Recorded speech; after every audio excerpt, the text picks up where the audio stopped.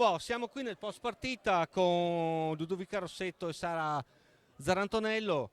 Vittoria soffertissima, io ti giuro neanche con i ragazzi soffro così tanto. Tu Sara hai fatto una partita illegale, a mio avviso sei stata se non la migliore in pista.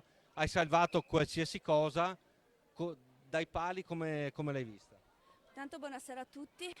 È stata una partita abbastanza difficile, l'abbiamo preparata tutta la settimana, però abbiamo seguito quello che ci ha detto il mister e l'abbiamo portata a casa, anche perché loro comunque non era una squadra molto preparata Ma anche loro. assolutamente temibile, tra l'altro quella vittoria. E sì, con la vittoria siamo Eccola lì, ufficialmente siamo in Coppa Italia, eccolo lì, siamo in finale di Coppa finalmente, Italia, secondo posto, secondo posto. eccetera, eccetera. Tu, perché ridi? No, no. Vabbè, Ludovica Rossetto, gran partita che tu hai fatto anche un gol.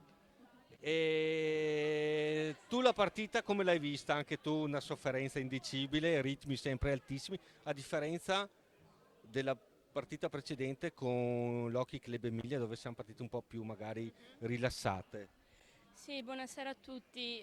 Questa partita siamo entrati in campo con una mentalità totalmente diversa Più cattiveria, sì, sì. rispetto a quella dell'Emilia. Sapevamo che dovevamo vincere per poter andare in finale di Coppa Italia e questo era l'obiettivo.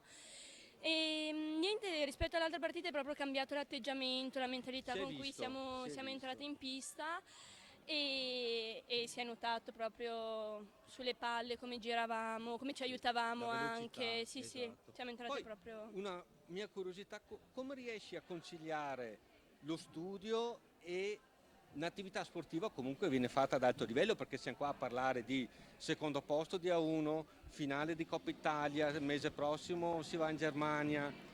Eh, Cioè, è un divertimento, cioè il divertimento ti aiuta a superare le difficoltà. allora, Com'è? Spiegami. è impegnativo, però sai che dopo 6 ore di scuola, dopo aver studiato il Esatto, pomeriggio, vieni qua, esatto. ti sfoghi, Sfoghi, non ci esatto, stavo pensi, dicendo. stacchi la testa per un po' di ore, poi torni a casa e devi studiare Devi di di nuovo. nuovo. Beh, comunque un effetto Però benefico, no? sì, comunque dopo se arrivano soddisfazioni lo fai anche con più voglia, con più Certo. piacere, quindi sì, dai, è impegnativo, però se vuoi fare tutto lo fai. Bravissimo.